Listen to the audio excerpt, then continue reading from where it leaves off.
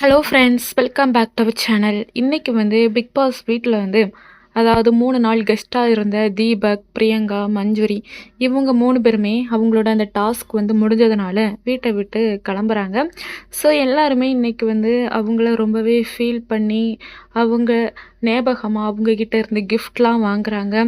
அதே டைமில் ரொம்பவே எமோஷ்னலாகவும் எல்லாருமே ஃபீல் பண்ணுறாங்க. அவங்க வீட்டை விட்டு போகிறது எல்லாத்துக்குமே ரொம்பவே கஷ்டமாக இருக்குது.